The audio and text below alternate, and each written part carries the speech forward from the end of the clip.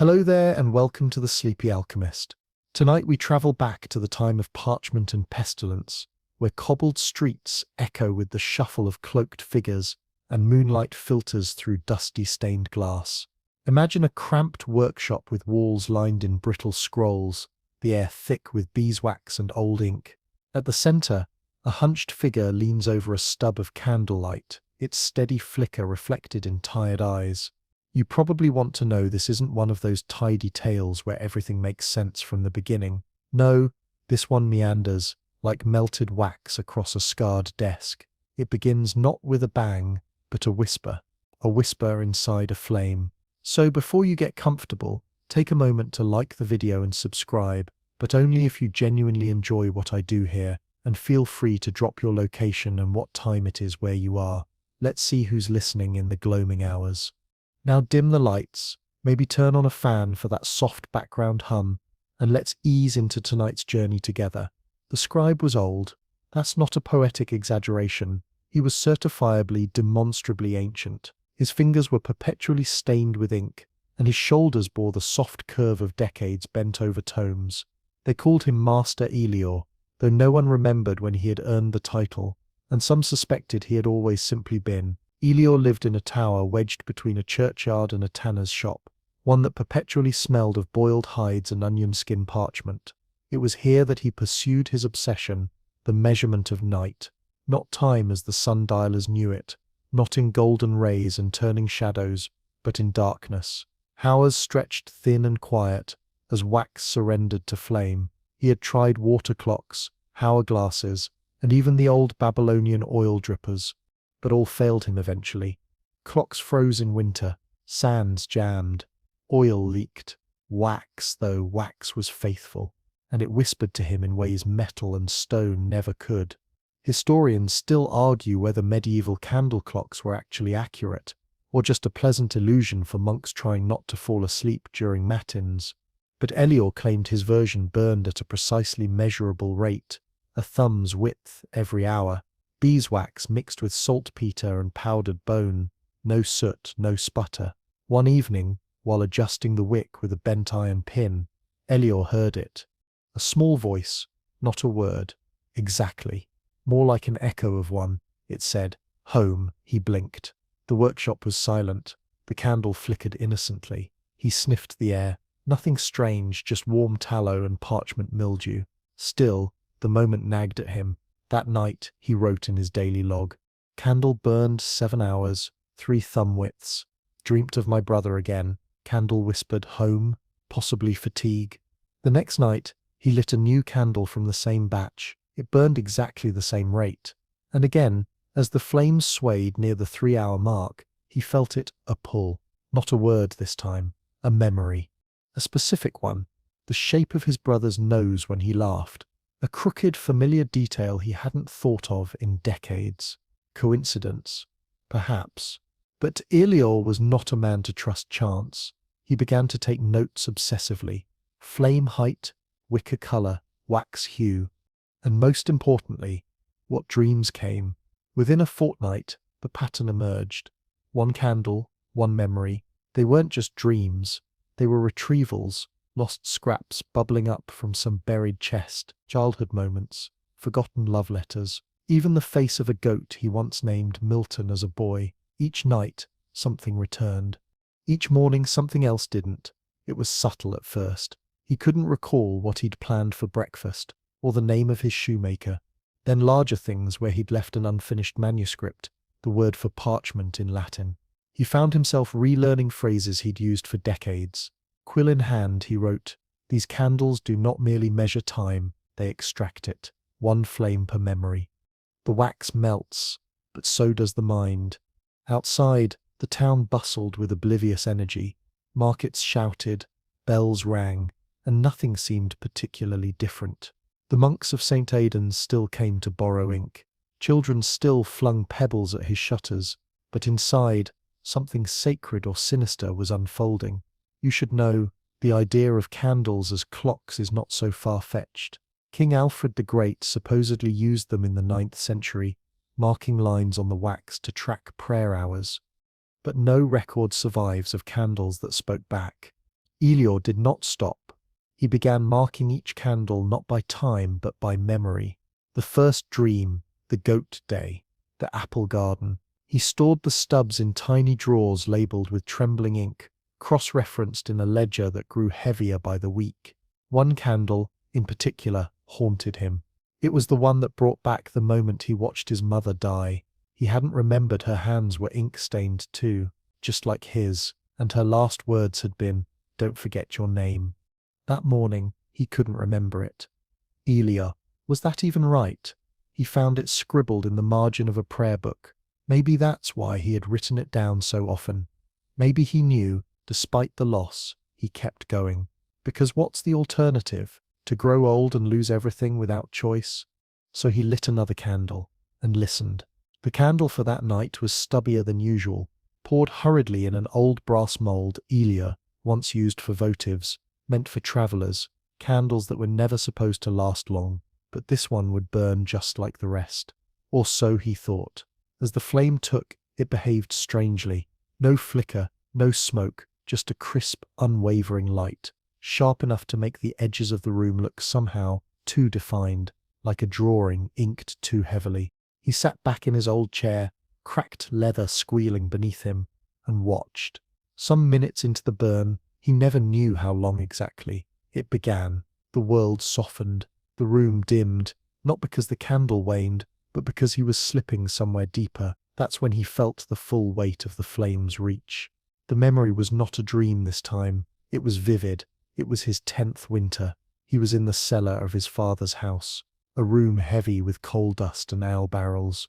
His father was there, younger than Elior was now, lighting a lantern and pointing to a mouse hole. "You see that, boy? Time sneaks in small places."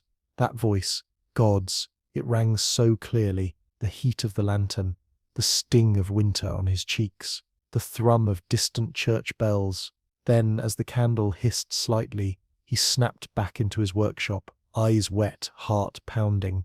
He picked up the stub of wax that remained, still warm. He turned it over and over in his hand, as if the weight might betray some secret. It was then he decided he would name each candle, and in doing so, keep what little grip he still had. The next few weeks became a ritual of obsession. Wake, scribble, eat if he remembered, pour wax, add salts, bind with hair, always the same blend, always the same length. Each evening the lighting of the candle became more sacred than prayer. Each flame brought back a memory, not just random vignettes, but building blocks of a life. One candle returned the smell of his first love's hair, lavender and ink. Another unearthed the time he learned to swim, his feet clumsily pushing off mossy river stones, while a boy named Fen cheered from the bank. And yet, each time something came, something else went. He'd reread his notes and find that he didn't understand his own handwriting in parts. Latin phrases he once knew cold became indecipherable scribbles, dates blurred, names slipped. He wasn't just remembering, he was replacing. That week, Elior began carving a scale into the side of each candle, a ring every thumb widths, a tiny hash mark every half. He began measuring precisely, noting where in the burn the memory returned. Some came early, some near the end. A few came with no memory at all, only a chill, a strange unease. One night, he experimented. He carved a line at the midpoint and blew the candle out before the flame reached it. Nothing came, no dream, no recollection. The next morning he still had his thoughts intact, so half burned meant half safe. He lit the same candle again the next evening. As the flame crossed the mark, his body tensed. A memory bloomed. Something dark. He was in a field after a fire. Charred bodies. A siege. A crusade. He remembered the smell of burnt barley. When he awoke, the name of the street he lived on was gone. He wandered for hours before finding his way back. That frightened him more than anything so far. Historians still argue whether medieval alchemists truly believed in the transmutation of memory, or whether it was metaphor, an allegory for aging. But for Elior, this was no allegory. This was arithmetic, exchange, sacrifice. He began inscribing the stubs with symbols he barely remembered learning, sigils from a grimoire once owned by a travelling Moorish apothecary. The idea was simple. If wax could trap a memory, maybe symbols could anchor it, maybe keep it from fading entirely. It worked. Sort of. One candle, etched with a crescent and 3 dots, returned the taste of honey-soaked figs. The next morning, he remembered both the taste and his apprentice's name, Geron. The problem? He hadn't had an apprentice in 30 years. Had he? In a dusty corner of the workshop, a child-sized stool sat beneath a shelf of faded ink pots. Beside it, a small cloak, moth-eaten and long untouched. He hadn't noticed it in years. He stared at it for a long time. That night, Elior poured a special candle. He called it the Flickering Pact. It was infused with ash from an old letter, shavings from his desk, and a single thread pulled from the mystery cloak. It burned slower than the rest. As it did, the flame changed hue, golden with a hint of green, and the memory that came, oh, it was different. He was not in the memory this time. He was watching it. A younger Elior, laughing, handing a quill to a boy no older than 10. You hold it like this, see, let the nib speak. The boy looked up, freckles catching the lamplight. Will you remember me? Always, the younger Elior said, so long as I have ink and light. When the candle guttered, Elior awoke with ink-stained fingers and no idea what he had written. But the cloak was missing from the corner. The morning after the cloak vanished, Elior sat motionless in his creaking chair, holding a fresh taper between his fingers. It was unlit. For the first time in weeks, he hesitated. He had been a man of habit, ink by morning, wax by night. But now he wasn't sure what had happened to that routine, or to him. The candle had brought a memory of someone real. The boy had freckles, a lopsided grin, a name that still teased the edge of Elior's tongue. He searched the workshop for signs. The stool, still there, the shelf of ink pots, disturbed, one bottle missing, ink stains marking a tiny trail along the floor toward the staircase. He followed the marks. The staircase spiraled downward, 13 uneven stone steps into a cellar crammed with old casks and mildewed books. The air was always damp here, tinged with iron and lavender. He hadn't been down in months, perhaps years. At the back of the room sat a chest. Locked, no key. Or perhaps he had it once. Elior stood over it and placed the unlit candle on the lid. The shape of the wax felt heavy. Potential, he thought. Wax waiting to be purpose. He turned back upstairs, hands trembling. That evening, the candle he lit was simple, just wax and wick. No ash, no thread, no memory mixed in. He needed a clean burn. But as the candle hissed into life, it brought something anyway. This time, a memory he hadn't wanted. A cold room, a monk slapping his fingers with a ruler for misspelling amicitia. The shame, the raw sting. The way the others laughed, especially the tall boy with the mousy hair. He could feel the heat in his face even now. He hadn't remembered that day in decades, hadn't needed to, but now it arrived, uninvited, as if clawing to be acknowledged. That night, he couldn't remember his mother's lullaby, a soft song she used to hum while mending. It had stayed with him all his life, until now. He wept quietly, candlelight casting long lines across his hollowed face. You may not know this, but medieval scribes often sang softly while copying texts, a method called tonal pacing that helped them maintain rhythm and stave off fatigue. Some even developed a unique hum tied to their handwriting.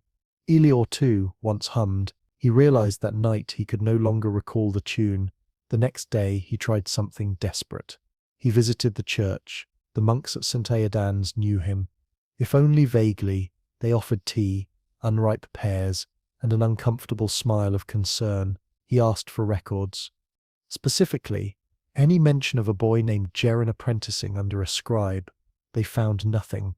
He returned home more confused than ever. But that night, he began recording everything, not just what the flame brought back, but also what vanished. He made a new ledger, each page split into 2 columns. Memory returned, vertical bar, memory lost. Playing the lute by candlelight, vertical bar, taste of onions. Name of first teacher, Aethwin, vertical bar, Latin for feather. Walking barefoot in morning frost, vertical bar. How many years since wife died? Yes, he had a wife once, hadn't he? He began sketching her from memory, using an old charcoal stick. The lines were soft, uncertain, hair like flowing ink, eyes dark, or maybe green, a brooch shaped like a crescent moon. He stared at the drawing for an hour, willing her name to surface. It never did. He realized then that this wasn't just a trade, it was a theft, or perhaps more accurately, a transaction. Wax for memory, flame for self. He had to know more. He searched through scrolls, foreign manuscripts, half-rotted bestiaries, even recipe books. Any mention of wax, fire, or memory, he found fragments. One scroll, from a Persian traveler, told of a tribe in the Zagros Mountains who believed memory lived in breath and fire could carry it upward into the stars. Another suggested that wax mixed with a drop of blood held spirit echoes. Ilior didn't have blood to spare, but he did find an old vial of his wife's dried lavender sachet. He scraped it into a candle mold. That night, the candle burned slower. The flame curled oddly to the left, and the memory was, died peaceful. They were dancing. Just once. In a courtyard filled with wet leaves. She laughed. He forgot he'd ever been afraid of forgetting. The next morning, he couldn't recall the name of his landlord, but he didn't care. Historians still argue whether medieval memory rituals, like the memory palaces of monks or illuminated mnemonic wheels, were truly effective or just elaborate distractions. Ilior had tried those. Nothing worked like this. So he leaned in. The next candle he made from beeswax, soaked in ink. He poured it slow, steady, chanting a line from an old lullaby he almost remembered. He carved a small rune at the base, a circle with a line through it, something he once saw on the margin of a forbidden text. As the flame rose, he felt nothing. The candle burned clean, the wax curled neatly, no drips. No memory arrived, and yet, the next day he realized something shocking. He remembered everything from the day before, every step, every word, every ink blot and stray thought, the weight of the mug in his hand, the scratch of wool at his neck, every detail. He had preserved the day, not retrieved a memory, kept it. This changed everything. He called it the anchor candle. He wrote the recipe down, then rewrote it 4 times, just in case the ink vanished like his thoughts. He locked the instructions in a small iron box beneath his desk, and when he looked up from this task, there it was, again, the cloak, folded neatly on the apprentice stool. The cloak's return was impossible.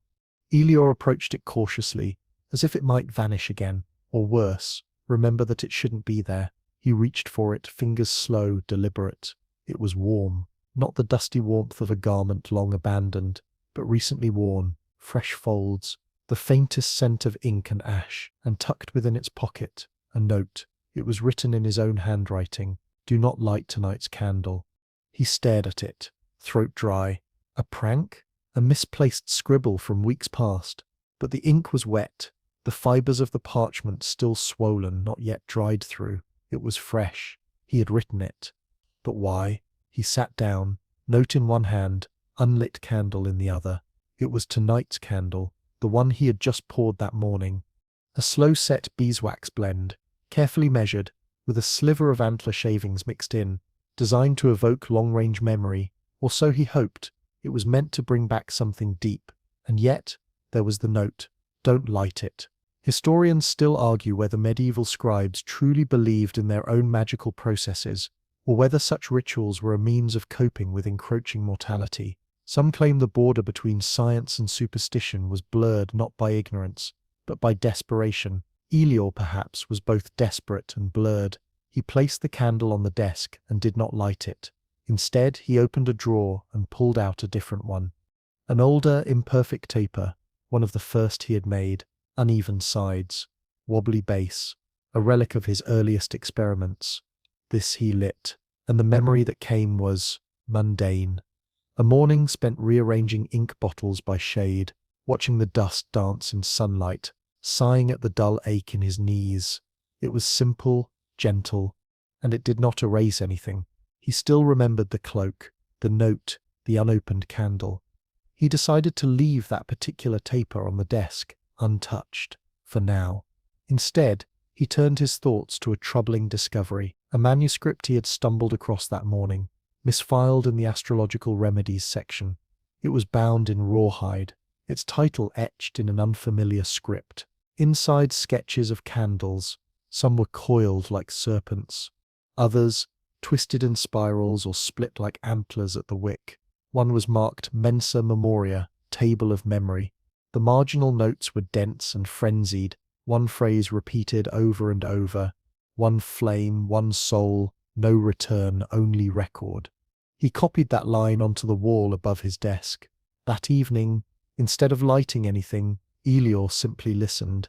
He watched the cloak, the candle, the note, and as the sun sank, a strange sense settled in, a presence, not like a ghost, no, something subtler, a shimmer in the corner of the eye, the sense that something was happening just outside the realm of perception. That's when the whisper came again, not from the candle, from the corner of the room. "You left me in the dark." Child's voice, soft, echoed like footsteps in fog. Elior turned. Nothing there. He rose, paced the room, checked the door, locked. Then he opened the ledger, the one where he tracked what was remembered and lost. A new line had appeared. Remembered. Laughter behind the woodpile. Lost. The boy's last name. He had not written it. But it was in his hand. He flipped back 2 pages. More lines had appeared. Remembered. Broken quill. Apology. Lost. What I promised him. Elior set the book down slowly. So now the ledger was writing itself? He pressed his palms into his eyes, willing away the headache forming there. Maybe it was exhaustion. Maybe the candles had frayed something in him. Or maybe memory, once unstuck, had a mind of its own.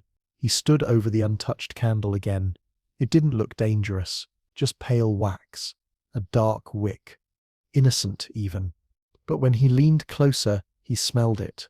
Not wax, not lavender, not ink. Charred feathers. A fringe belief from 13th century Bohemia claimed that burning feathers from a raven could open a memory rift, a door through which recollection could walk or escape. The church banned the practice after a bishop reportedly lost the memory of his own name while using one during penance. Elior backed away, so he didn't light it. Instead, he locked it in the iron chest beneath his desk, beside the anchor recipe. 2 keys. One stayed around his neck. The other he dropped into the old well outside, just before dawn. The next few days were calmer. He made small candles, weak ones that burned quickly and offered flashes, smiles, street corners, fragments of lullabies. Nothing deep, nothing dangerous. And for the first time in weeks, the losses were minimal. He began to rebuild. He read through old tomes, practiced ink strokes, made a new map of his house. He even cleaned the cellar, not because he expected anything, just because he could remember to. But still, the ledger kept adding lines overnight. Remembered, his laugh after the sneeze. Lost, why I called him Jeren. The candles may have stopped reaching, but the memories hadn't. One night, he found himself standing by the apprentice's stool again, and this time, he sat in it. It was too small, uncomfortable. His knees ached, but still, he sat and whispered, "I remember you." There was no reply. Just the steady hum of night wind against the shutters, and the faintest scent of old parchment and burnt wax. Elior had never believed in ghosts, not the moaning sheet-clad kind anyway. No rattling chains or translucent brides drifting through walls, but memory that was a haunting. A scent on the stairwell, a creak in the floorboards, a name that popped into your head and wouldn't leave, even though you swore you never learned it. And lately, Elior was being haunted by a boy who might never have existed. The ledger continued its strange behavior. Each morning, new lines. Some charming, some devastating. Remembered the way he snorted when he laughed. Lost what I was writing when he arrived. He began cross-referencing the entries, looking for patterns. Could certain memories be tied to types of wax? Was it time of day, humidity, moon phase? He found nothing consistent, except one thing. Every line related to Jeren. The name he dared not say aloud too often carried the same faint ink smudge. The smudge looked almost like a fingerprint, small, too small to be Elior's. That day, something new happened. Someone knocked on the workshop door, a rare occurrence. He received fewer and fewer visitors. Most assumed the old scribe had withered into eccentric seclusion, and they weren't entirely wrong. He opened it with caution. There stood a boy, not a child, exactly, perhaps 13 or 14, dressed in patched wool, eyes wide, nervous. His left hand gripped a folded scrap of parchment. "Are you the candle maker?" the boy asked, voice trembling. "I'm the scribe," Elior said, "but I've been known to dabble." The boy nodded solemnly and held out the parchment. Elior took it. The seal was broken, black wax, shaped like a crescent moon. Inside, a short message, handwritten. "He's slipping faster now. The flame has begun to feed without lighting. Time to train another." No name, no signature, but the ink was unmistakably his own. He looked back at the boy. "Who gave this to you?" The boy hesitated. "I don't remember, of course." Elior let him in. The boy's name, at least what he offered, was Wren, a name too close to Jeren to be coincidence. He said he'd come from the coast, a small town with fishing boats and churches that smelled of salt, but every detail he gave melted under closer questioning. He knew his letters. He recognized the ink pots. And when Elior set a candle before him and asked him to name the scent, he inhaled deeply and said, without pause, "Lavender, bone ash, and regret." That was when Elior stopped questioning. Historians still argue whether apprenticeships in the Middle Ages were as formal as guild records suggest, or whether many were informal arrangements, foundlings taken in, skills passed down more by proximity than method. Wren was not formal. He simply was. Elior handed him a blank ledger. "You will write what I forget," he said. Wren nodded. No questions. That night, Elior poured 2 candles, one short, one long. The short was for him, the long he handed to Wren. "You're not to light it," he warned. The boy stared at it, cradled like something sacred. "Why?" "Because it may light itself." Elior burned his candle slowly that night, letting the wax pool, not rush. It brought back a pleasant memory, sitting in a warm tavern, debating with a travelling monk about whether the soul had weight. They'd drunk too much. Someone had lost a shoe. He wrote the memory down. Wren recorded the rest. The boy's handwriting was eerily similar to his own. Days passed, then weeks. Wren learned quickly. He knew which oils to use, which pigments flowed best on dry parchment. He even suggested a new wick braid, one that burned more evenly, causing fewer memory ruptures, as Elior called them. It was one morning while cleaning the iron chest that Elior noticed something strange. The candle he had locked away, the one from the night of the note, was gone. Only its stub remained.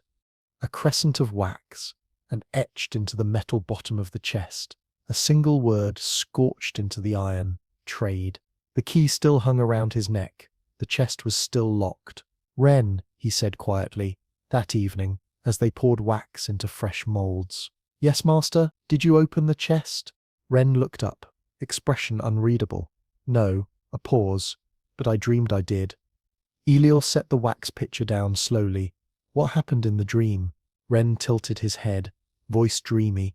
"I lit the candle. It screamed. Then it sang. And after? I remembered everything you forgot." The workshop was quiet for a long while after that. That night, Elior did not light a candle. He lay in bed, staring at the dark rafters, and imagined a candle somewhere, far away, burning without flame, unseen, a wick gnawing on the edges of forgotten moments. Outside, the wind howled, and in the morning, Wren had drawn a picture in the ledger, a perfect rendering of the courtyard with wet leaves, the one where Elior had danced with the woman whose name he still could not retrieve. Elior awoke with a strange heaviness behind his eyes, as though a dream had nested in his skull and refused to leave. He rubbed at his temples and looked across the room. Wren was already up, boiling water in the hearth, and humming a quiet off-key tune. It was familiar, too familiar. He tried to place it, but the harder he grasped, the more it slipped away, like trying to hold fog between his fingers. The lullaby again, his wife's lullaby. He was almost sure. the one he had lost. Ren didn't seem to notice Elior staring, just hummed and poured tea, as though this were the most ordinary of mornings. Elior took the mug with thanks he didn't feel, and sipped quietly, watching the steam curl and vanish. That day, they experimented. Ren had read somewhere, perhaps in a scrap or marginalia, that different materials altered the quality of the memory drawn from flame. Elior, once skeptical, was now more than willing to test the theory. They began with wax blends, pure beeswax, tallow, bayberry, even whale fat, an extravagance that Elior had once traded a Roman prayer scroll to obtain. Whale fat gave the flame a peculiar green edge and made Ren sneeze uncontrollably. Each blend brought forth different memories. Beeswax yielded memories warm and mellow, smells, flavors, lullabies, the texture of old leather. Bayberry was sharp, vivid, arguments, shame, the sound of doors slamming. Whale fat, oddly enough, evoked memories of water, of tides and flooded fields. Ren's candle that day was poured with bayberry and bone ash. Elior warned him not to light it. He did anyway, and what came was not a memory, it was a scream. Not from Ren, not from Elior. The scream was in the room, but from nowhere. It was short, high-pitched, and gone before Elior could even react. They both froze. Ren dropped the candle. It sputtered out on the stone floor, scattering wax like spilled blood. "You heard that, didn't you?" Ren said, his face pale. "I think I did." Later, in silence, they recorded everything. Neither of them could remember what they had been doing before the scream. 2 hours of their day, gone. Historians still argue whether bone ash was ever truly used in spiritual rituals or merely added to alchemical brews to symbolize mortality. The debate extends from 12th century Cathars to 14th century Neapolitan funeral rites. But for Elior, the answer was no longer academic. The flame had become selective.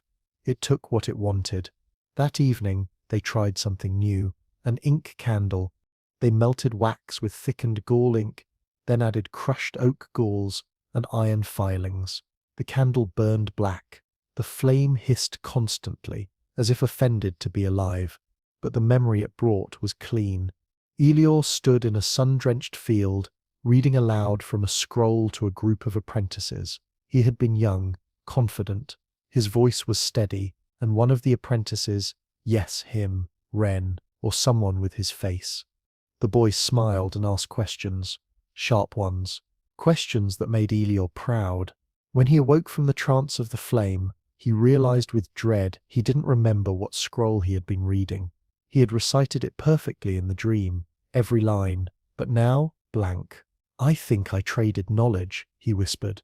Ren simply nodded. The ink candle had stolen, not a memory, but a text. They labeled that one ink candle, forbidden.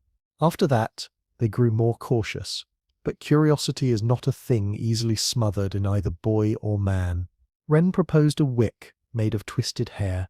"Human hair holds memory," he said confidently. The monks in Iberia once burned saintly relics to absorb their insight. Elior scowled. "That's not memory. That's madness." Ren smiled and began snipping strands from his own head. They poured a candle together, working side by side. The wick curled like a question mark, and the wax steamed faintly as it set. When they lit it, the flame danced sideways. Elior gripped the edge of the table. The room spun. A memory, yes, but not his own. He was running through a foggy alley. A dog barked behind him. In his hand, a coin. In his pocket, stolen bread. Someone shouting, someone chasing. He turned a corner, and light, safety, the warm press of a hand on his shoulder. Then it was over. He blinked at Ren. "That wasn't mine." Ren's face had gone slack. "No, it was mine." Elior backed away. "We burned your memory." Ren looked oddly serene. "Yes, I remember it more clearly now. Thank you. But that sip's not how the candles worked. You didn't sit to clarify the memory. You exchanged it." He opened the ledger. "Remembered Fog Alley coin kindness. Lost.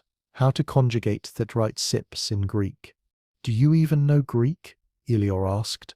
Ren shrugged. "I do now. It was subtle, but the implication was chilling. The candle had pulled Elior's knowledge to fill the gap that Ren's memory had left. A swap. You're siphoning, Elior whispered. Ren's expression didn't change. That night, Elior didn't sleep. Instead, he returned to the chest, the locked one. The chest that had once held the screaming candle. The inside of the lid still bore the scorched word, trade. He ran a finger over it, then looked at his hand, ink-stained, wrinkled, trembling. What was left of him, really? Just then, a soft sound came from behind. Ren, standing in the doorway, cloaked, holding a candle. Its wick was still black. I poured this one for you, Ren said softly, but only if you want to remember why you started. Elior stared at it, then at the boy. Do you remember why I started? Ren's eyes shimmered. Yes, but I can't tell you. You have to choose to know. The candle's flame flickered once, just once, though it had not yet been lit.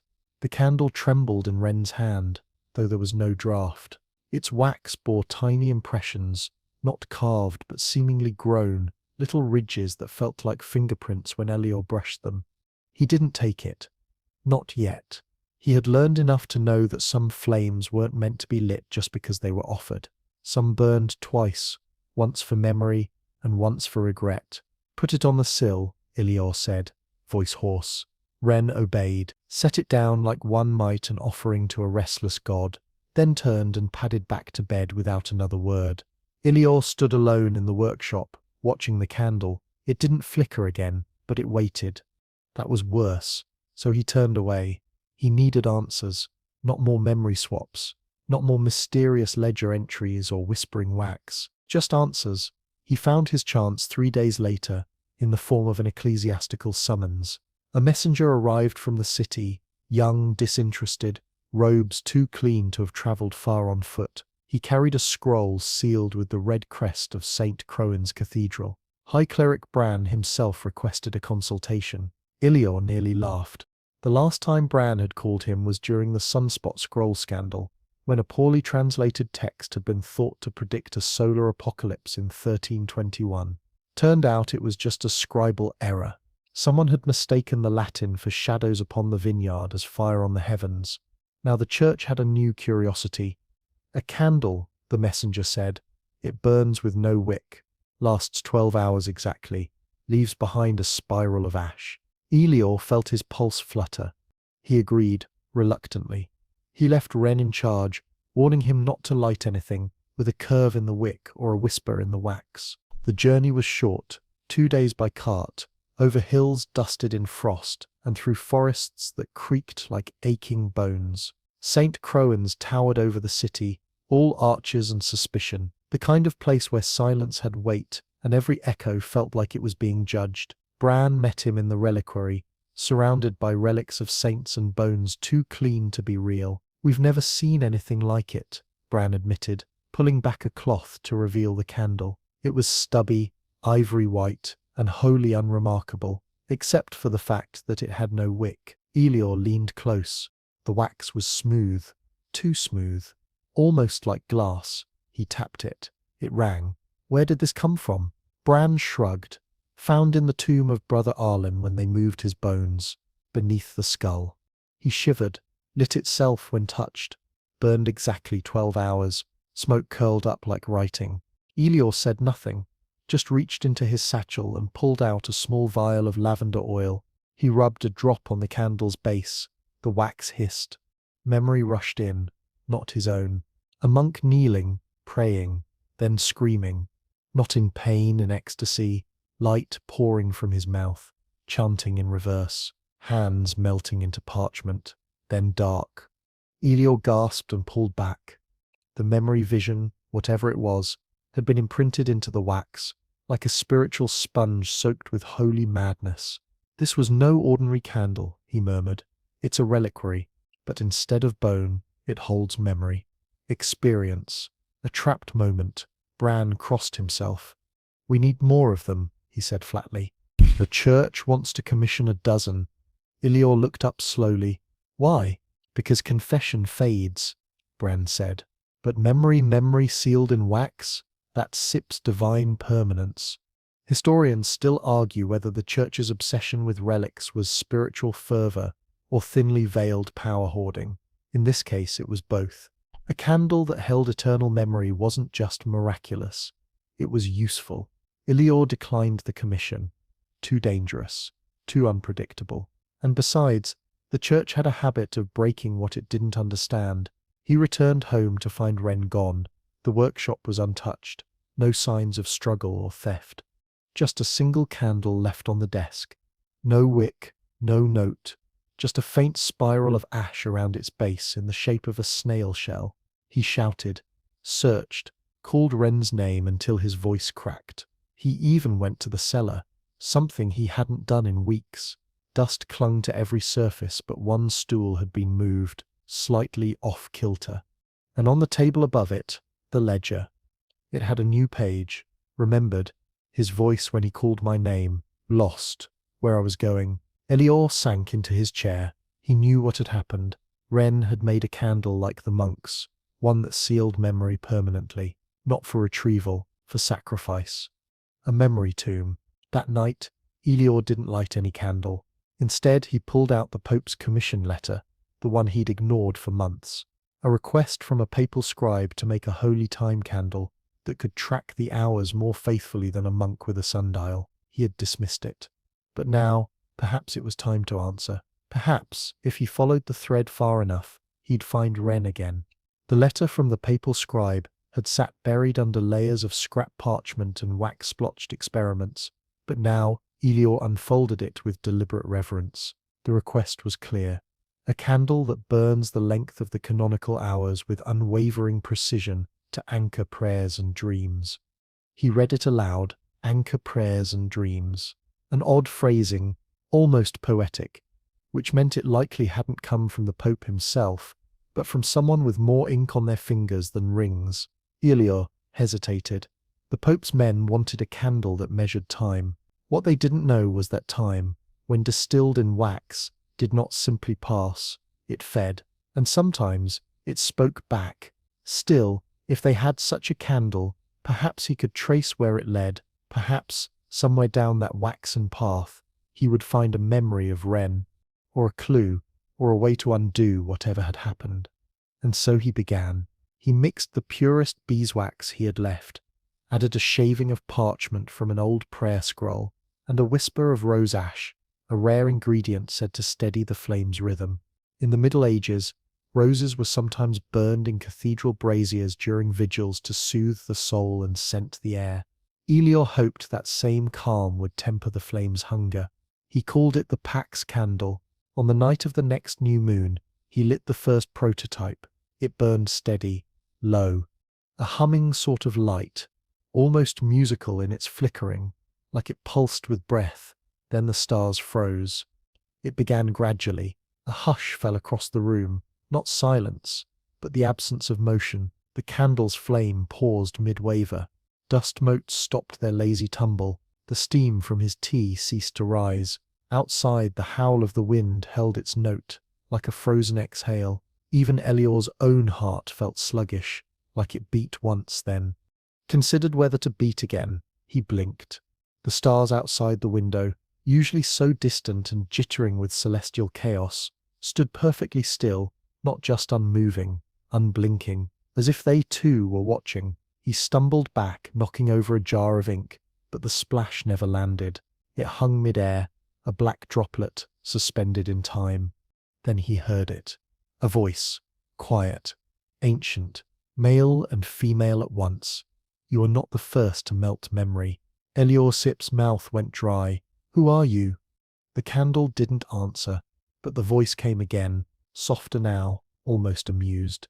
You have built a cage and called it a clock. The wax continued to melt, unnaturally slow now, each drop thick, reluctant. He tried to move toward it, but felt resistance like walking underwater. Every movement dragged, distorted, and in that strange, slowed world he saw something, reflected in the wax's glossy pool, not the room, but a hall, a corridor of candlelight, stretching forever. Hundreds, maybe thousands of flames, flickering gently on shelves that vanished into distance. Each candle was labeled.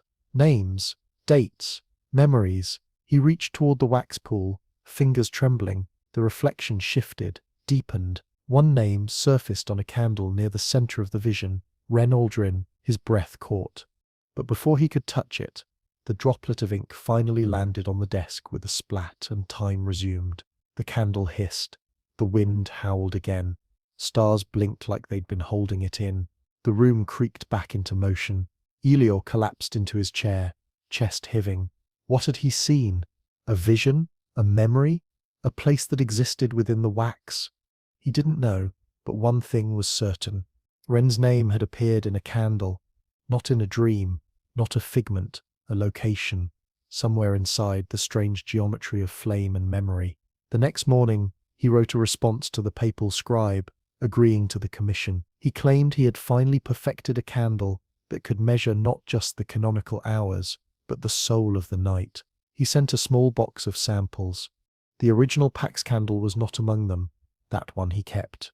He studied it daily, watching for another slip, another freeze, another glimpse into that hall of memory. He called it the still light moment when time ceased, and the flame became a mirror. Historians still argue whether medieval reports of star freezing were metaphorical exaggerations or literal hallucinations caused by sleep deprivation and exposure to burning plant materials. Some texts from the Carolingian period describe similar silent hours, during which stars refused to move and bells tolled without echo. But Elior knew better. It wasn't hallucination. It was contact. That night, he tried again. He sat before the Pax candle, lit it, and whispered, "Show me the hall." The flame danced but remained ordinary. No freeze, no whisper, no corridor. Just the sound of Ren's voice in his memory saying, "Only if you want to remember why you started." And this time he did. Elior remembered the first candle. The one he lit, not to retrieve a memory, but to hold on to time. To fight the way night swallows meaning, how one day bleeds into the next, until even your own name feels like a story someone told you once. He had lit that candle not to recall, but to resist forgetting. And now, his apprentice was somewhere in the wax, waiting. The next morning brought with it a peculiar urgency, like a whisper in the marrow. Elior woke before sunrise, sheets tangled at his feet, his skin slick with a cold sweat that had nothing to do with weather. He hadn't dreamt. He was sure of that. And that was precisely the problem. For weeks now, every candle had delivered a memory, or a vision, or a snatched scent of something half forgotten. But last night? Nothing. No dream. No still light moment. Just darkness. It wasn't peace. It was absence. He shuffled to his desk and opened the ledger. The newest entry sat waiting in the tidy, youthful script that was no longer his. Remembered. Lost. Why I can't burn the same wick twice. He stared at it. That phrase, burn the same wick twice, had been his private rule. He used to say it aloud every time he crafted a candle, even when alone. A mantra. Once burned, the wick was spoiled, used, the memory extracted. You couldn't return to it, not fully. And now he didn't know why. Panic bloomed. He turned to the chest beneath the desk, opened it. Inside, stubs of previous candles were laid in ordered rows, each one marked with a symbol or a note. He chose one at random, marked only with a sunburst, then hurriedly carved a new wick from twisted linen. He inserted it into the stub and lit it. The flame caught, and immediately sputtered, flared blue, then died. The stub cracked. From the melted center, a thin curl of smoke rose and spoke, not aloud, not in his ears, but in his bones. You cannot drink the same river twice. He staggered back, heart hammering. Of course, that was the saying. Not wick. River. That's what he used to say. The phrase came from an old Greek text he translated in his 20s. A candle is a river of memory, and once crossed, it cannot be crossed the same way again. But now, he hadn't remembered the source. He hadn't even remembered the words. They were unraveling faster now. Later that day, while weighing wax, Elior forgot how numbers worked. Not forever. Not entirely. But for several minutes, the concept of two felt slippery. alien. He knew between 1 and 3 existed something, but couldn't quite land on what. Ren would have known what to do. Instead, he was gone, sealed in wax, trapped in some candle corridor Elior couldn't yet reach. So Elior did what desperate men do when the walls begin to breathe. He sought a second opinion. He left the workshop at dusk and made his way to the edge of the city. There, beyond the tannery smoke and coughing chimneys, was a crumbling tower, wreathed in grapevines and rumour. It belonged to Master Theron, a rival alchemist and sometime friend. If Elior was the type to measure knowledge with ink and method, Theron was the sort to taste mercury and call it inspiration. He wore 5 rings on each hand and believed the stars had moods, but he had knowledge Elior did not. Theron opened the door with a sneer and a squint. Well, well, I thought you'd burned yourself into a pile of wax by now. Almost, Elior muttered, pushing past him. I need to talk flame collapse. The Rim blinked, then shut the door. Over cups of elderflower tea spiked with something far stronger, Elior explained everything. The candles, the memory exchange, the ledger, the still-like moment. Ren. The Rim didn't interrupt, just nodded slowly, tapping his rings together like wind chimes. Finally he spoke. Burn collapse, he said, isn't about wax. It's about anchor strain. Elior frowned. Anchor? You, the Rim said. The body, the self. When too many memories are burned, especially externally, the anchor weakens. You become porous. The flame remembers more than you do. Eventually, it doesn't need you anymore. Elior stared. So the candle lights itself. The Rim nodded grimly. Yes. And not just that. It feeds. Once your anchor breaks fully, your memories scatter like embers. No order, no control. Can it be reversed? The Rim tilted his head. Historians still argue that, he said lightly. Some say if you find your first flame, the very first candle that took a memory and relight it, the anchor resets. Elior swallowed. But I didn't keep it. Then you'd better hope your apprentice did. Elior returned home just past midnight. The workshop was quiet, dust ticked in the air. The candle Ren had left days ago, the one he'd set on the sill, was gone. He rushed to the desk, opened the ledger. New entry. Remembered the smell of the first candle I poured, lost, where I left it. It had been burned, somehow without his knowledge. He reached for the window, breath short, then paused. On the glass pane, a single fingerprint, small, oily, pressed deep into the corner, like someone had leaned close to watch. He didn't wipe it away. Instead, he sat at the desk and stared at it. Stared until morning came. The anchor was breaking, and the flame, it seemed, now remembered more than he did. The next morning, Elior did something he hadn't done in years. He ventured beyond the city walls, not for ingredients, not to barter or research or attend some dusty council of scribes, but for something forgotten, something buried in places no candlelight could reach. He wasn't chasing a flame today, he was chasing evidence. He took only a satchel, his cloak, and one small candle, the Pax blend, the one he'd used during the still light moment. He needed to find someone who might know more, not another alchemist or monk, an archivist. 3 leagues from the city stood the old priory of Alwyn Hollow, long abandoned by clergy, but kept alive by those who valued the written past over the spoken present. The locals called it the Library of Forgotten Flames, though officially it had no name. Inside, the air was thick with damp vellum and secrets. The walls were stacked to the vaulted ceiling with scrolls and manuscripts, some uncatalogued, some too brittle to touch. There were whispers that entire dynasties had been erased here, that memory itself could be overwritten with ink. Elior had been once, years ago. He barely remembered it. A seminar on script preservation, perhaps, or something to do with translating Phoenician runes. The curator was still there, a short, stooped man named Gildred who wore reading lenses thick as pewter coins.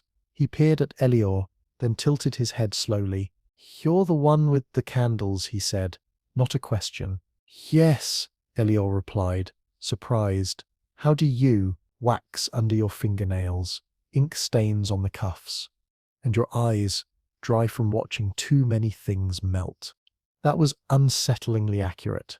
I'm looking for memory candles, other versions, cases, studies, any record of Gildred. Mildred raised a hand and gestured for silence.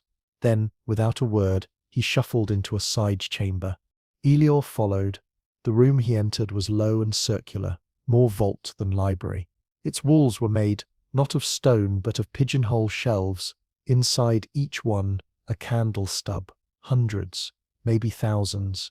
Each sealed in glass, labelled with tiny bronze plaques. Gildred smiled, dusting one off. "We don't throw them away," he said softly. "We store them.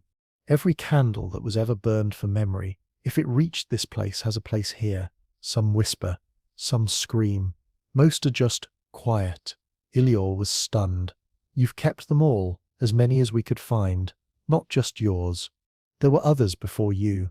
Always one or two each century. Candlewrights. Burners of recollection." He pulled one stub down and handed it to Elior. The label read, Olsham 927 AD. Seer, the dream that refused to fade sip.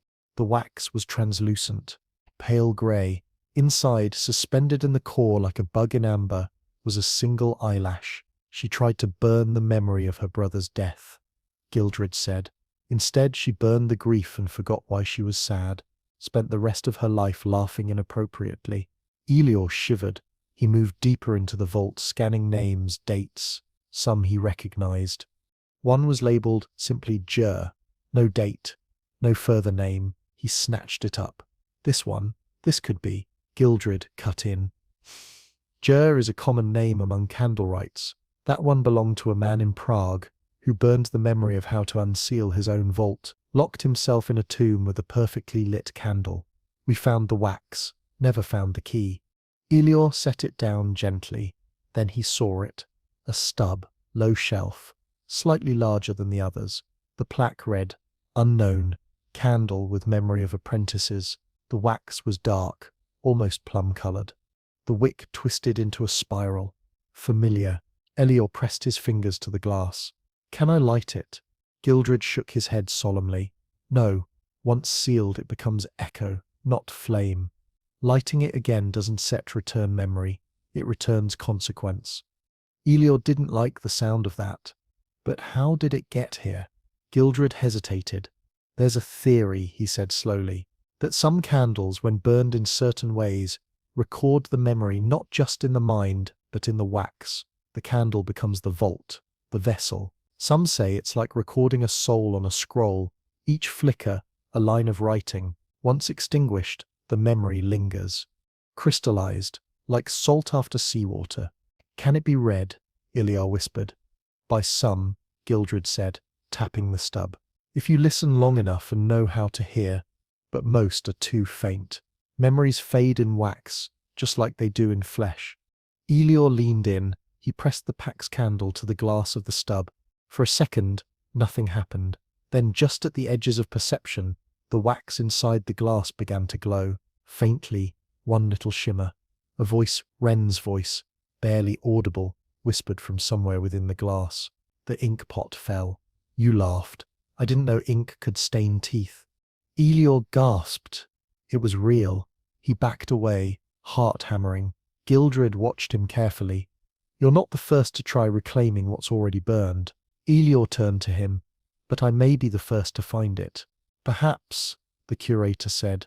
"But remember, flames don't sit lie. They only illuminate. Sometimes what you find isn't sit what you want." Elior nodded. He took one last look at the candle, then turned and walked out. As he left the vault, Gildred called after him. "If the flame begins to hum, do not sing back." Elior didn't ask what that meant. He didn't want to know. The carriage that carried Elior back to the city was cramped and smelled faintly of cabbage and stale wool. The driver said nothing the entire way, which suited him fine. He was too deep in thought to form words anyway. He clutched the pax candle in his lap, not because he needed it, but because he couldn't let it go. It was no longer just wax. It was a key, a compass, maybe even a map, if he stared hard enough into its sheen. Wren's voice, what little he'd heard, had been enough to confirm what he'd feared. The boy hadn't vanished. He had been stored, trapped in a candle, a sealed echo, a whisper pressed into hot wax like a footprint into fresh snow, and if one echo existed, then others might, too. When he reached the workshop, he found another letter waiting, unsealed, heavy parchment. The ink smelled fresh. It read, "The king has heard of your work. He wishes to know what his enemies forgot. A courier will arrive in 2 days. Do not light anything before then. Steward Marlon, Court of Sovereign Adric." Ilior sighed. There was no hiding anymore. Word had spread. It was the worst thing that could have happened.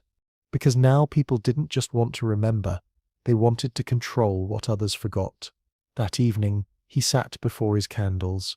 Dozens now, labelled, sorted, inventoried by scent, colour, memory type, some unopened, some spent, and one, in a box marked with a broken wax seal, had started leaking, just a little. A single drop of wax had oozed from the side and hardened on the wooden floor like a tear frozen in time. He picked it up. It was cold. Not room temperature cold. Cold. He shivered. No lighting tonight. Instead, he opened a new journal, a second ledger, separate from the memory log. He titled it, "Flames of the Court."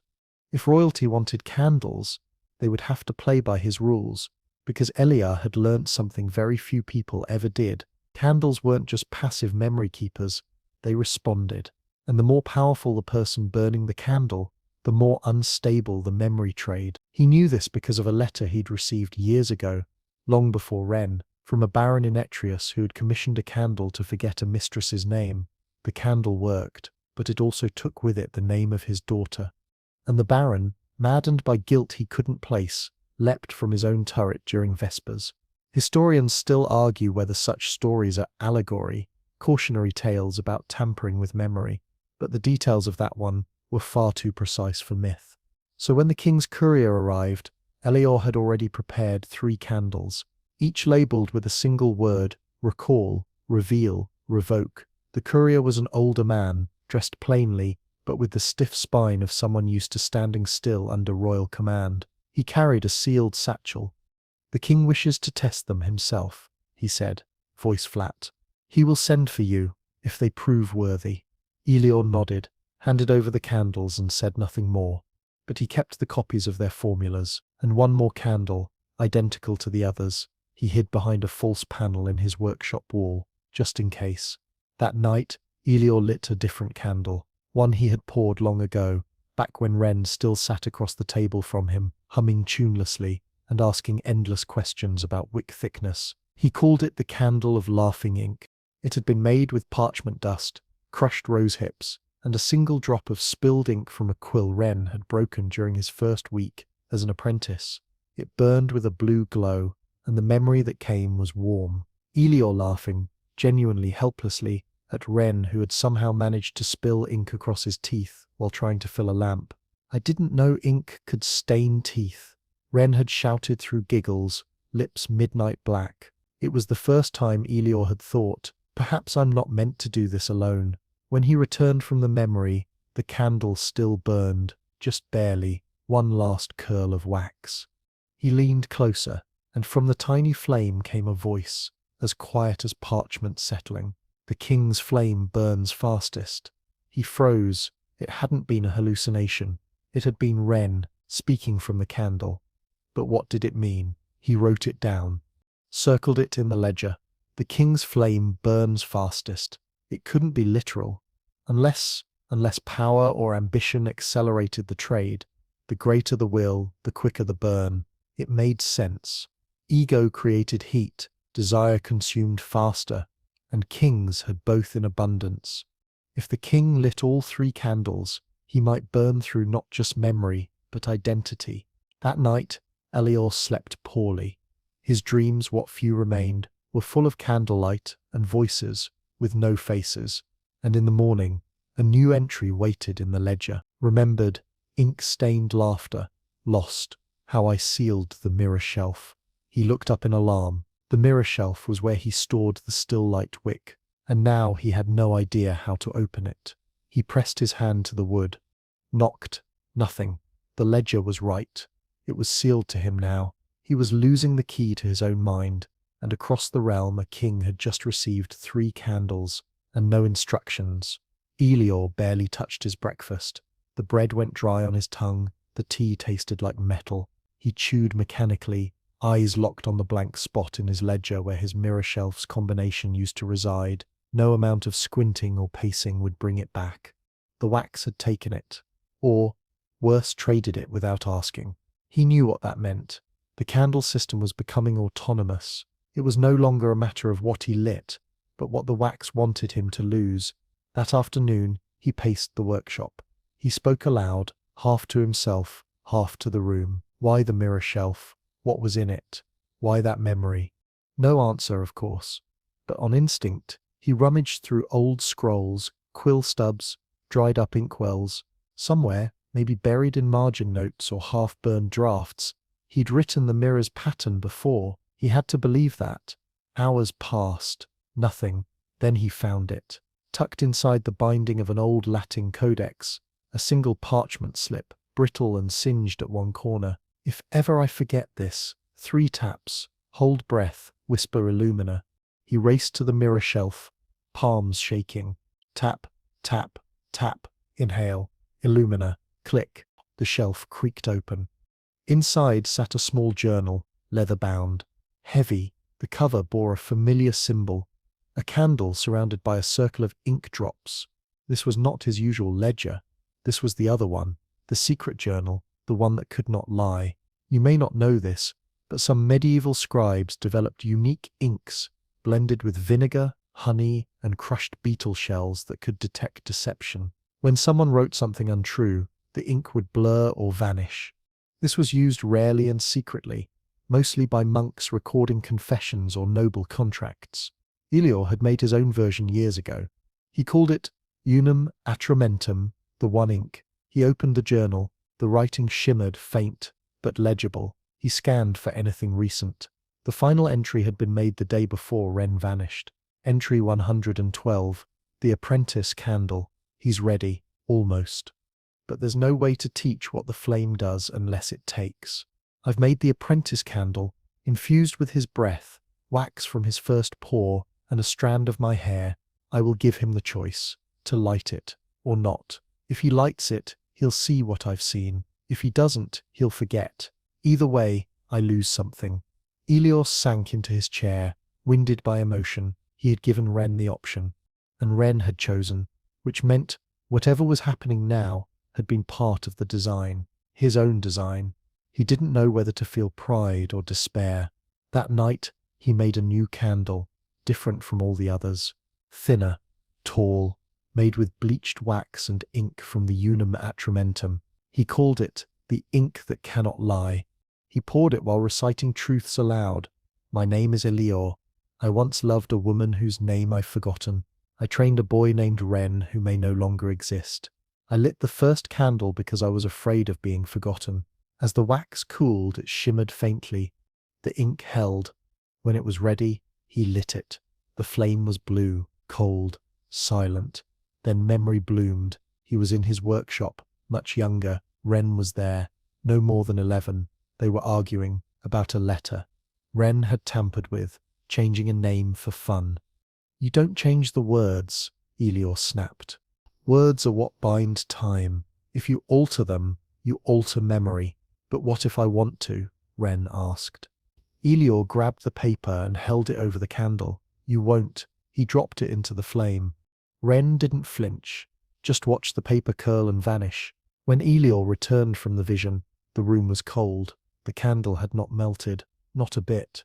It stood exactly as he'd poured it, but the journal, the one that couldn't lie, was open on his desk, and a new entry had written itself. Entry 113. He lit. Ren lit the apprentice candle. But it didn't show him what I saw. It showed him everything else. Not just his memories. Mine. The flame recorded them into him. Now I'm burning from both ends. Elior shivered. He glanced at the candle again. The wick flared once, though there was no draft. Ren hadn't just used the flame. He had become its vessel. He wasn't trapped in the candle. He was the candle. And if Elior wanted to get him back, he would need more than wax and wick. He would need to find the memory itself, the full shape, the place it lived. Historians still argue whether the mind can store its own undoing, whether someone can forget that they've forgotten. But Elior now suspected the mind doesn't lose memories, it hides them, curling them deep beneath newer thoughts, safer shadows. And what is flame, if not the perfect way to illuminate a shadow? He wrote one line in the ledger before bed. Tomorrow I burn the lie. Elior rose before sunrise, the sky outside still smeared in bruised violet. His bones ached from too many nights hunched over his desk, but the weight of purpose shook the sleep from his eyes. Today he would burn a candle, not to remember, but to confront. He selected a jar from the back shelf, sealed with red wax, marked with the alchemical symbol for penitence. Inside, soot scraped from a chimney in a long-abandoned monastery, the site of a fire he remembered only in pieces. He had acquired it years ago through a merchant who trafficked in relics no one should collect. To that he added black salt, powdered myrrh, and a sliver of his own thumbnail, clipped after waking from a dream he could no longer recall, but which had left him sobbing into his bedding. The wick was braided from a robe thread. The robe itself was once worn during the darkest days of his life, though he couldn't name which days exactly. The fabric smelled faintly of oil and guilt. He called it a flame for every sin. The wax hissed as it settled into the mold. No scent, no sheen, just a dull grey mass, like something from a funeral pyre rather than a candle tray. He let it set all day, ate nothing, drank only water, cleared the workshop of anything living. Even the vine on the windowsill, with its clumsy green tendrils, was gently removed. This candle was not for light, it was for confession. That evening, with trembling hands, he lit the wick. At first, the flame was weak, blue, like most of his memory flames, but it flickered faster, as though it were alive. Angry, then the smell hit him. Burned paper, blood, ink on hot stone. And he remembered the siege, not a memory of childhood or love, or even Ren. No, this was older, deeper. A moment so long hidden he felt sick when it broke free. He had been young, just a boy, 15 maybe, a scribe's apprentice brought into a war camp to record supplies and troop positions for the commander of a failed crusade. One night, during a retreat, a barn full of enemy prisoners had been set ablaze. Someone, he couldn't recall who, ordered the records to be altered. The prisoner counts changed, the names erased, and he had done it. Without question, without hesitation, because a soldier had pressed a dagger to his throat and whispered, "Ink or blood, boy, one will mark this page." He'd chosen ink, and the names were lost. When the barn burned, Elior told himself he hadn't killed anyone, but now, watching the candle's flame twist and writhe, he understood the truth. He had erased the memory of them, which is a kind of death. Tears streamed down his face. You may not know this, but in the late 13th century, some scribes were pressed into battlefield service, not for fighting, but to forge maps, edit manifestos, and create plausible deniability. Their weapons weren't swords, but quills. Their victims, not just bodies, but histories. Elior had been one of them. He didn't remember their names because he had removed them. The candle's wax crackled. A second memory surfaced. Decades later, the same handwriting, more confident now. A nobleman asking him to simplify the record of a failed harvest, to shift blame from poor governance to divine drought. Elior had done that too. He had always justified it. Told himself memory was malleable. That truth could be shaped like wax. But now, in the heat of the flame, he saw it plainly. Each edited truth had cost him a real memory, a dream, a scent, a piece of himself. Flame for flame, lie for life. When the candle finally guttered out, the workshop was cold and quiet, but he was still crying. Not loud sobs, not dramatic weeping, just the steady flow of a man who had thought he was the custodian of memory and had discovered he was the executioner of it instead. He sat for hours.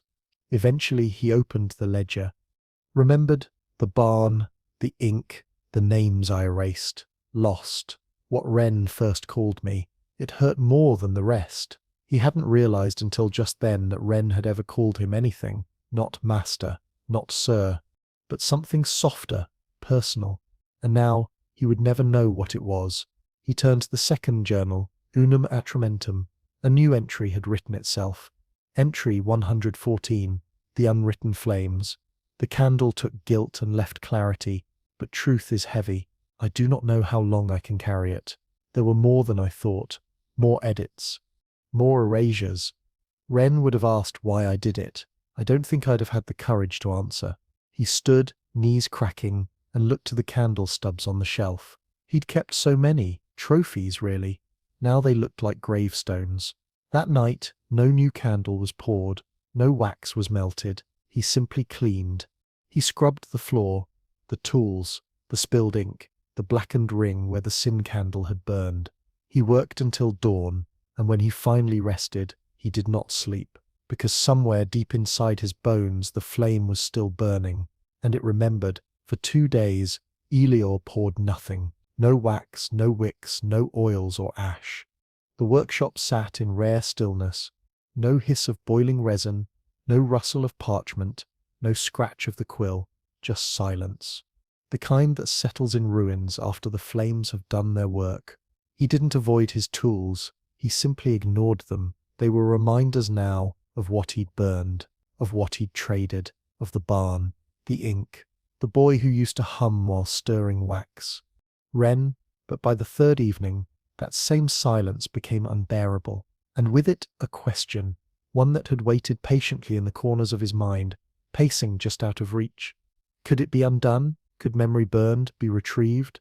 Could the wax give back what it had taken? The ledgers had no answer. Neither did the journal. And so, for the first time in over a decade, Elior packed his satchel and prepared to travel east. He had once read, back when he still remembered footnotes and margins, a reference to the candle makers of Constantinople, a guild of flamekeepers who believed every candle ever burned released its smoke into the collective memory of the world. They claimed that the wind carried lost recollections across empires, and that with the right ritual, the wax could be made to breathe memory back in. It was a myth, probably, but what wasn't anymore? The journey took longer than it should have. He travelled mostly by foot, through muddy villages and forests dense with scent and moss. He avoided large cities. Crowds were dangerous now. Too much exposure, too many eyes that might know him, remember him differently than he remembered himself. One evening, he passed a group of children playing near a river. One was singing a song. The melody was unfamiliar, but the final word, soft and certain, was Elior. He didn't stop walking. It was well into the second week that he found what he was looking for. Not a guild hall, as he had hoped. A tent, crimson, sun-faded, ringed with tiny bells and hanging strings of wax, drippings that clinked like hollow bones. It sat at the edge of a desert town, far from the spires and archives he had once imagined. The candles hanging outside were grotesque, misshapen, blackened, melted into shapes that hinted at faces. Inside sat a woman, tall, cloaked in strips of stitched parchment. Her eyes were milky white, but they met his without hesitation. "I was told the guild was gone," he said. "It is," she replied. "But the wax remembers." That line again, it echoed through his spine. He reached into his satchel and offered her a candle, one of the early ones, a stub marked "Laughter Behind the Woodpile." A memory of Wren, barely 10, hiding behind the stacked logs with inky hands and a stolen apple. The woman did not touch it. Instead, she gestured to a basin in the center of the tent. It was filled with melted wax, swirling faintly, like thick milk catching the light. "Place it inside," she said. "Let it join the rest." He did. The stub floated, then sank slowly, releasing a small curl of black smoke. The woman leaned over it and inhaled. Then she began to speak. Apples, cold fingers. The wind smelled of parchment. He wanted to be caught, wanted to be seen, and you laughed, though you tried not to. Elior swallowed hard. "Yes," he whispered. "Do you wish it returned?" she asked. He nodded. She took a sliver of white wax from a nearby dish and dipped it into the swirling basin. Then she rolled it between her fingers, moulding it into a thin taper. "Not a replica," she said, "but an echo.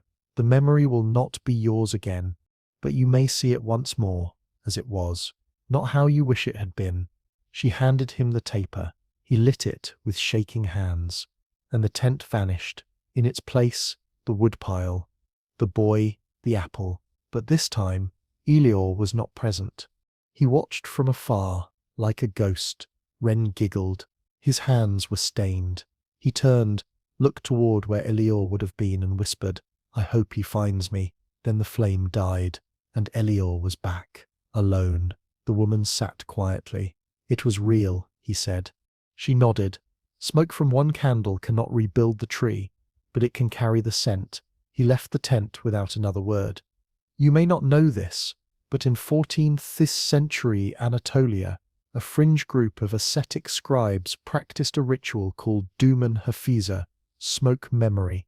They believed burning a written word released its spirit, which could be inhaled by the worthy.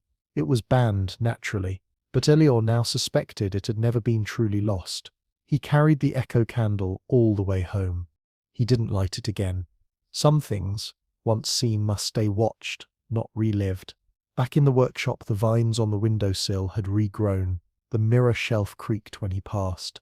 The candle stubs sat in their rows, quiet for now. He unpacked and tucked the echo candle beside his bed.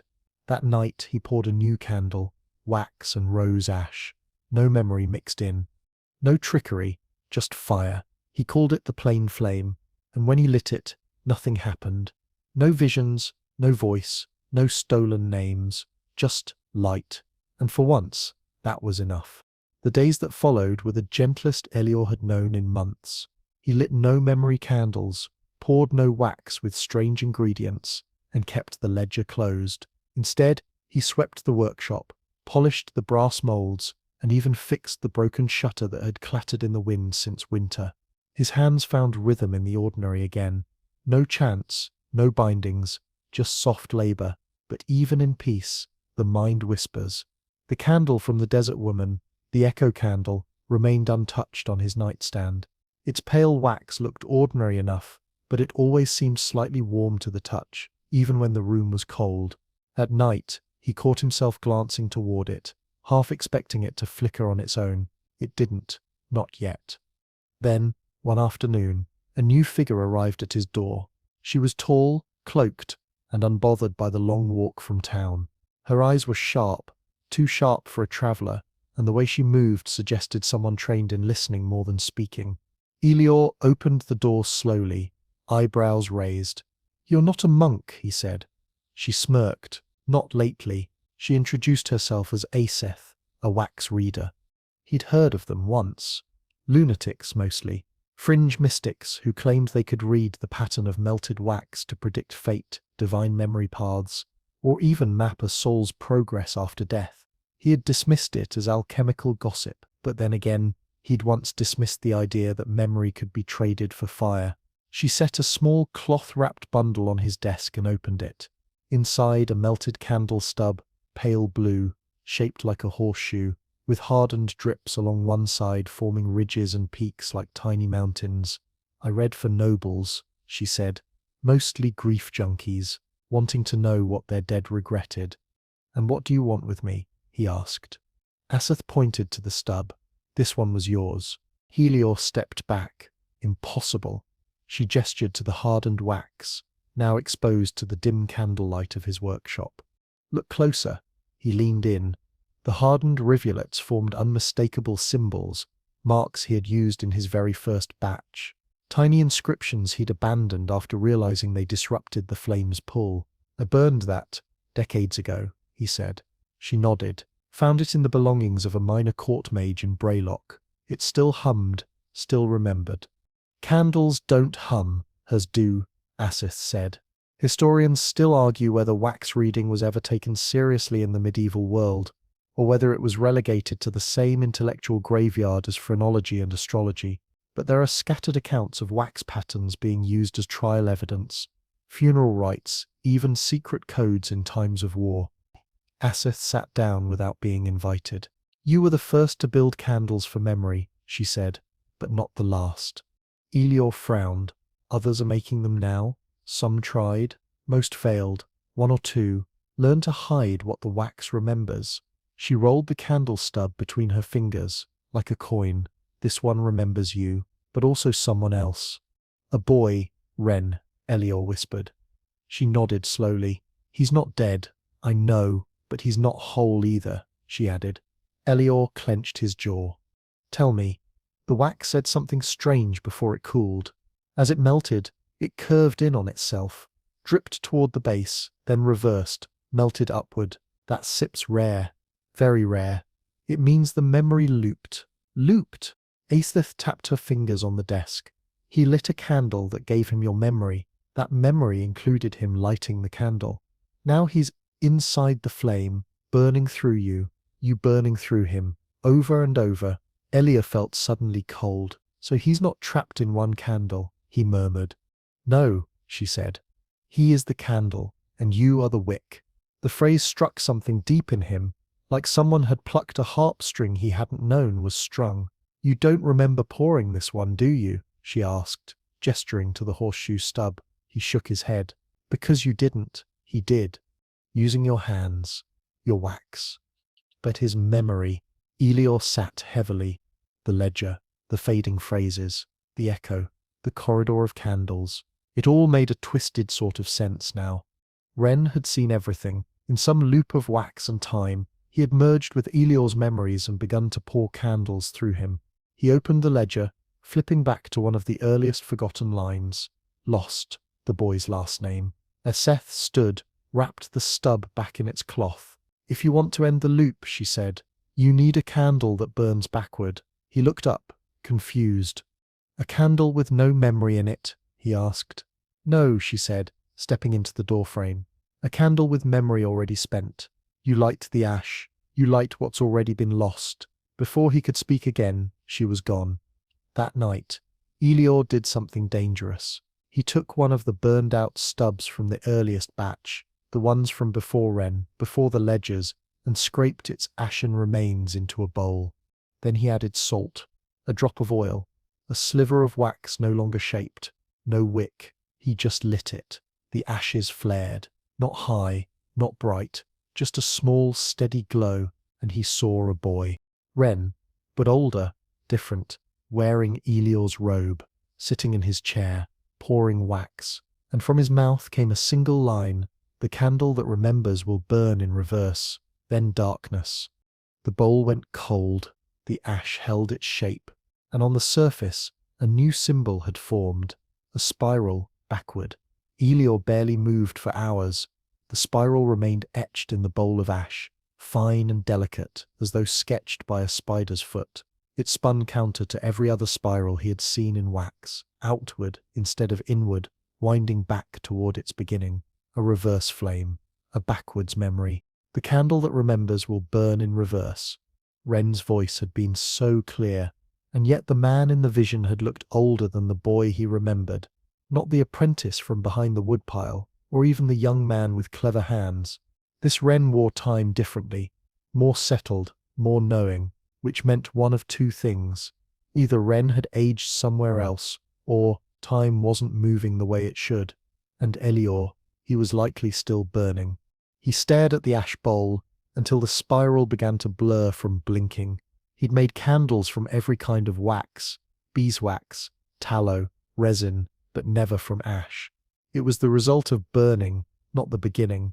But if what Aethith said was true, and if Ren had burned his memories through Elior's hands, then perhaps what had already been consumed still held form. He needed to test it.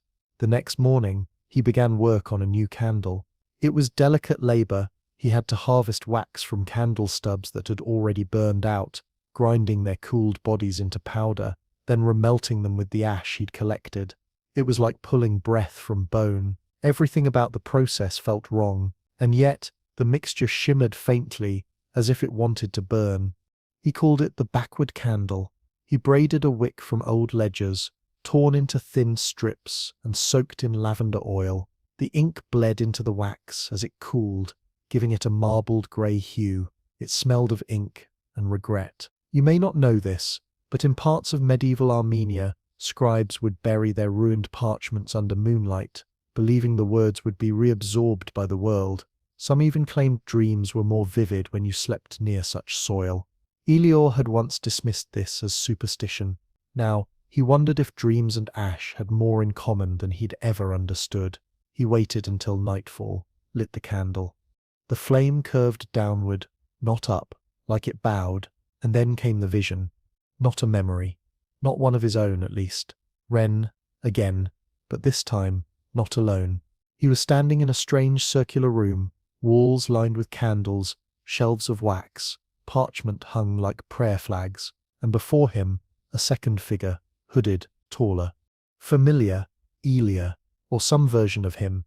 "You didn't tell me the wax would burn me too," Ren said, voice calm but pained. "I didn't know it could," Elia replied. "Leah," Ren whispered. The taller Elia, this alternate Elia, stepped forward, eyes sad. "You were supposed to remember for me." "I did," Ren said, "but I started remembering you instead." The flames snapped. Elior's head jerked back. He was back in his own workshop now, alone, heart thudding. He'd just seen something impossible. Two versions of himself, one in vision, one watching. And Ren had been caught between them, memory bleeding in both directions. The ledger had something new. Remembered Ren's voice when he accused me. Lost which one of us lit the first candle. He stared at the page. That memory was gone. Erased, and with it, the certainty of whether this had all begun with him, or with Ren. It was then that he heard a sound he hadn't heard in weeks. Dripping. Soft. Rhythmic. Like wax falling in a quiet room. But there was no candle lit now. He stood and followed the sound. It was coming from the storage wall, the old cabinet where he kept the experimental batches. A single drawer had opened slightly. Inside, a candle, one he hadn't made. Small. Black. Unlabeled. The wax was soft, warm to the touch. Fresh, he didn't remember pouring it. But as he picked it up, he did remember something else. A dream. Ren standing at the edge of the world, arms outstretched, saying, "One of us must forget, or neither of us can stay." Historians still argue whether collective memory is a myth, whether two people can truly share the same moment identically, or whether every memory is a copy of a copy, distorted in transit. But Elior now believed it was possible, and deeply dangerous. He brought the black candle to his desk, sat, waited, and then did something he'd never done before. He lit the candle with no intention at all, no memory he wanted, no question to answer, just open flame. It burned black. Not the wax, the flame itself. And from it came a sound, not a whisper, not a voice. Laughter, his own, but younger. And then, Ren, it's not the memory that chooses what to burn, Master. It's the guilt, he gasped. The candle flickered, and the laughter faded. In its place, a single word, spoken in both their voices. Trade. Alia blew it out. The wick smoked for a moment, then split in half, curling outward like wings. The ledger flipped open on its own. New entry. Remembered, the first time I said you're like a son to me. Lost. Whether I ever said it out loud. Elior stared until the ink dried. Then he lit a new candle. No wax. Just ash. The ash candle did not behave. It sparked when lit, like a flint striking steel. The flame leapt up in a short hiss, then settled into a glow so pale it was nearly invisible. Elior shielded his eyes, expecting the heat to sear, or the memory to slam into him like a wave, as it often did, but instead, nothing. No vision, no voice, not even a smell, just silence. He waited, breath shallow, afraid to blink in case the flame shifted. After what felt like hours, the air changed. It didn't move, it cohered, like a glass pane settling into place between him and the rest of the room. The space turned still and tight, and his ears rang faintly, as if his body remembered a loud sound that hadn't happened yet. Then the flame flickered once, and the room grew darker, not because the candle dimmed, but because something had begun to watch. He turned. In the corner of the workshop, the shadows seemed thicker, deeper. He stepped forward, and they stepped back. He blinked. There was something there, not quite a figure, more like the space where a figure might be, if only memory could afford to fill it in, a shape made of forgotten outlines. And in its center, a pair of eyes, familiar, Ren's, maybe. It or he raised a hand, not in greeting, not in warning, an invitation. Elior stepped closer. The ash candle, still burning, suddenly flared bright behind him. He turned to look, and when he turned back, the figure was gone, but something remained in its place. A smell, salt, ink, smoke, and something else. Grave wax. Elior knew it well. In medieval burial rites, grave wax, or adipocere, was sometimes found around the bodies of those buried in moist soil. Alchemists believed it trapped echoes of the soul. Some even harvested it. And somewhere in the back of his notes he had written, "Adipocere holds memory like salted meat holds time." He moved quickly. That night he poured a new candle, using salt, smoke, shadows, and this time a shaving of old gravestone dust from the churchyard outside. He called it Salt, Smoke, and Shadows. The wick was soaked in brine and bound with black thread. He didn't wait for nightfall. He lit it as dusk fell across the windows. The moment the flame caught, the room shuddered. Not the floor, not the shelves. The room itself, the architecture of the space, walls, corners, dimensions, shifted, angles stretched, beams warped. The door was no longer where it had been. He was not in his workshop any more. He stood in a corridor, lit by candles. Thousands, a library of flame. He had seen this before. Once, briefly, during the still light moment. But now he was inside it. Each candle flickered quietly in its own alcove. Some tall, proud, some guttered and low. Every flame whispered. He moved forward. Past names he recognized. Apple Garden, the lute song, the first book. Others he didn't. The locked room, mother's last laugh, unwritten ending. And then he found it. A tall black candle, unlit, labeled, Ren Aldrin, witness flame. His hand reached for it. But before he could touch the wax, a sound echoed behind him. Footsteps. Slow, soft, measured. He turned. Ren stood there. Older now. Hair longer, robes unfamiliar. He said nothing, but his eyes were wet.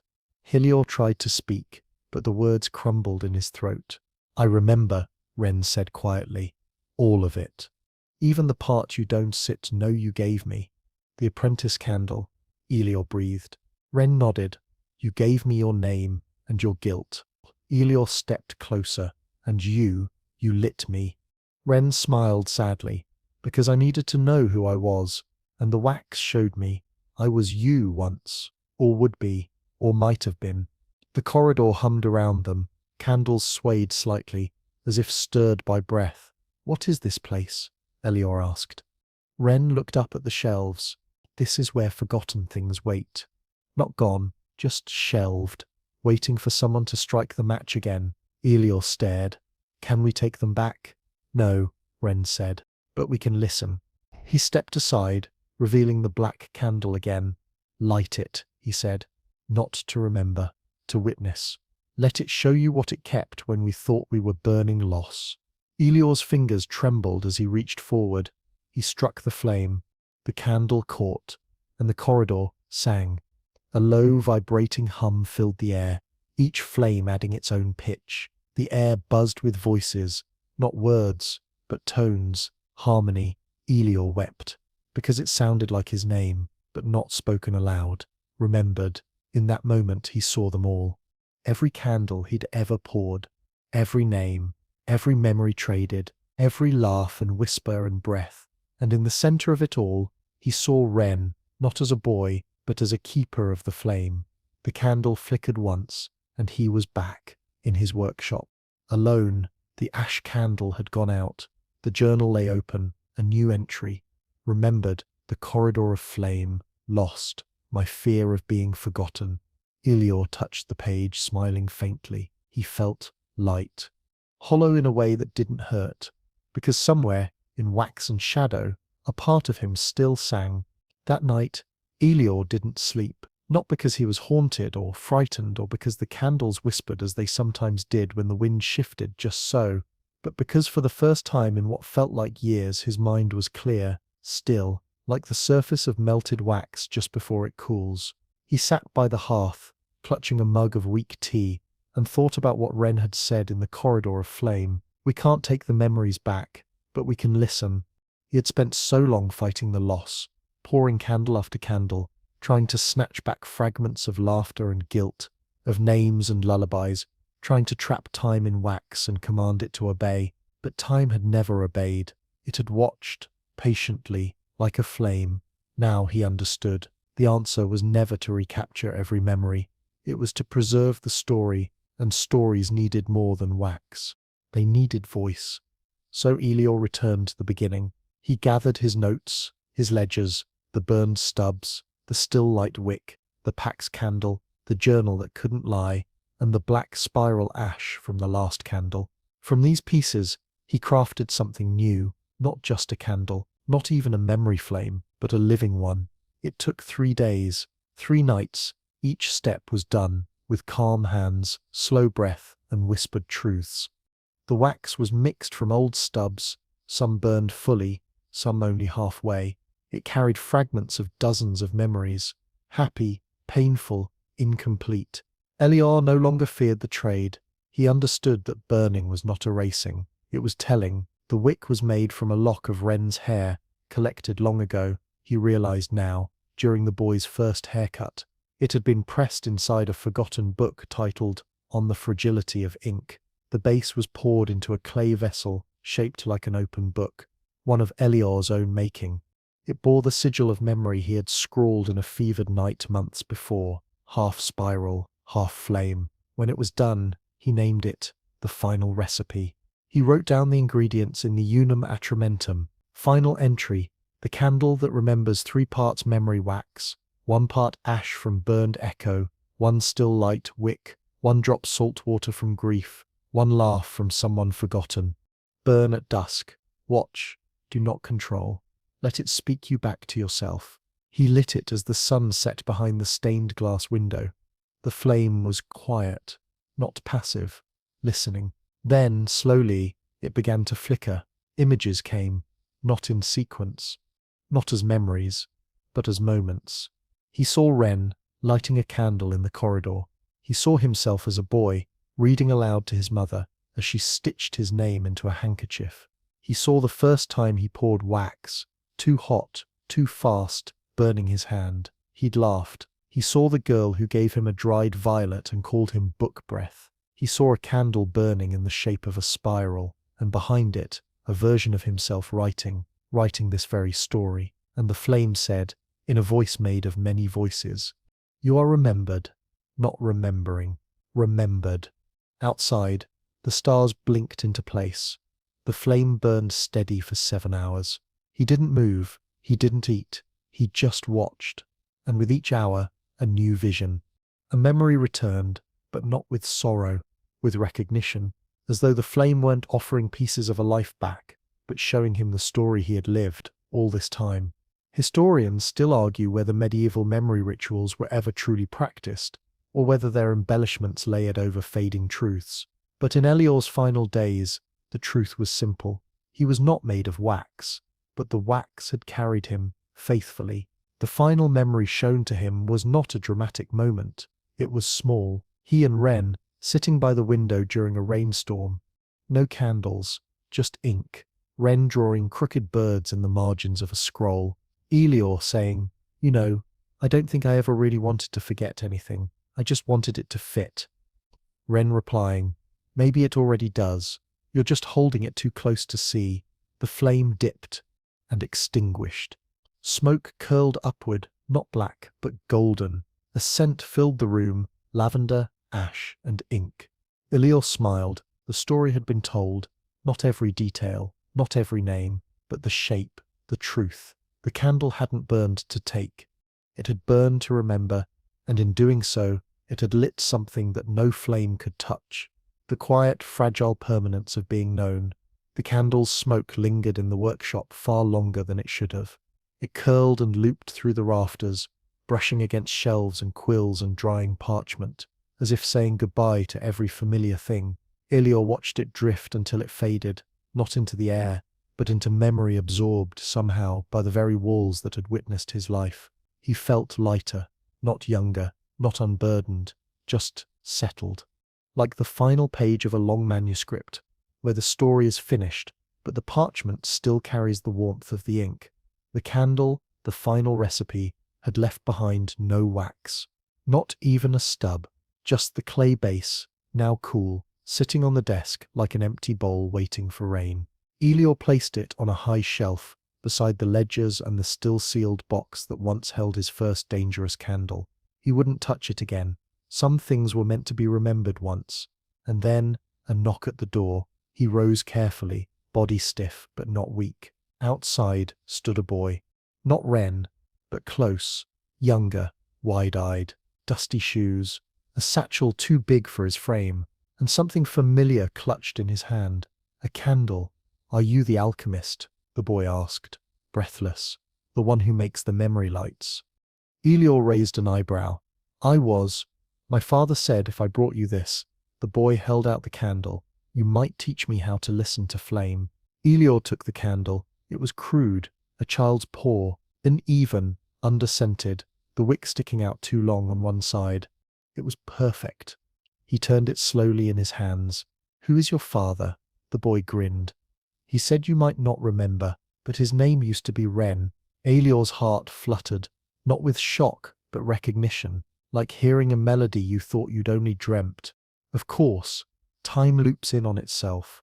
Memories are traded, but stories circle back. He gestured the boy inside, cleared a space at the workbench, pulled out the apprentice stool, the same one Ren had used, the one that for years seemed to shift in and out of existence, like a thought nearly lost. The boy sat, legs swinging. Elior struck a flint and lit the boy Sip's candle. It sputtered, unsure of itself. "Tell me what you smell," Elior said gently. The boy inhaled, honey, salt, and he paused. "What?" The boy frowned. "Something warm, like a word I forgot." Elior smiled. "That means it's working." He pulled out a fresh parchment.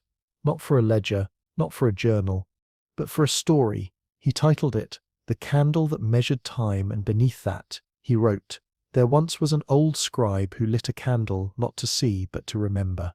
Each night, the flame carried away one memory and left behind another, until one day he realized the candle was not burning wax. It was burning him, and so he began to write." The boy leaned over the page. "Is that your story?" Elior nodded. It was. The boy tilted his head. "And now it's mine?" Elior met his eyes. "If you want it to be." Outside, the light shifted. Not sunset, not sunrise, just time. You may not know this, but in some corners of medieval Persia, it was believed that a story written under a burning candle could never truly be lost. The flame made it real, alive, carried it into the air, so others might inhale it by accident, dream it, tell it, live it. That night, Elior and the boy poured wax. They mixed beeswax with fig ash, saffron oil, and the quiet of a room without regret. Elior no longer tried to control what the candles remembered. He let them choose. Each night, a different light. Each morning, a new story. Not all were his. Some were echoes of Ren. Some belonged to the boy. One, he was sure, had never happened at all. But the candle insisted otherwise, and he didn't argue. He stopped measuring wax by weight. He measured it by feeling, and when, many nights later, the boy asked, "How do you know when it's your last candle?" Elior answered without pause, "When the flame tells your story back to you." The boy nodded solemnly, as if he already understood, and maybe he did. The candle before them flickered, and in that light, Elior saw not himself, but the shape of everything he had ever tried to hold on to. Elior aged gently. The candles no longer burned with the hunger they once had. Their flames, once eager to snatch fragments of his mind in exchange for half a night's illumination, had softened. They no longer demanded memory, they honored it. He still poured wax, but sparingly. Each candle now served a single purpose: to mark a story, not to dissect one. He labeled them, not with cryptic runes or symbols of loss, but with full titles, names, dates, not to cage the past, but to introduce it. The day the rain wouldn't stop, my name in her voice. When the ink froze on the quill, the first time I saw the boy who would leave me remembered, his apprentice, the boy, Ren's son, who eventually gave his name as Emil, grew into the craft as though born to it. He had none of Ren's haste, none of Elior's burden. He asked good questions, listened to better answers. They no longer sought the corridor of flame nor tried to enter it again. That place had served its purpose. Elior understood now it wasn't meant to be entered, only glimpsed. It was not a vault. It was a mirror, and it would be there again, someday, when Emil grew old, when his fingers ached from years of pouring, when he struck a flint for the last time and whispered into a flame that knew his name before he spoke it. Elior did not fear that day. He had made peace with it long before. The last candle he ever poured was not for himself. It was for someone else entirely. A woman arrived one morning with shaking hands and a bundle of letters wrapped in wool. She had lost the sound of her brother's voice after his passing, and wanted one last dream with it. She had heard whispers of the candlelight who could summon a single memory like calling a bird to land on your shoulder. Elior asked her what she had. She showed him a note, her brother's handwriting, a signature at the bottom. It was enough. He poured a small candle, simple, elegant, with a blend of wax touched by smoke and citrus. Emil mixed the wick. The woman waited. That night they lit it together, and the flame sang. No words, just a tune, a broken, half-hummed lullaby. The woman cried softly as it played. She didn't speak, she didn't need to. The next morning she left with a stub of wax and a story that no longer needed rescuing. Elior, for the first time, felt done.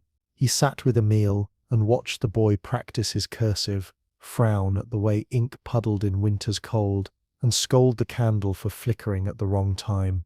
He smiled, offered no correction.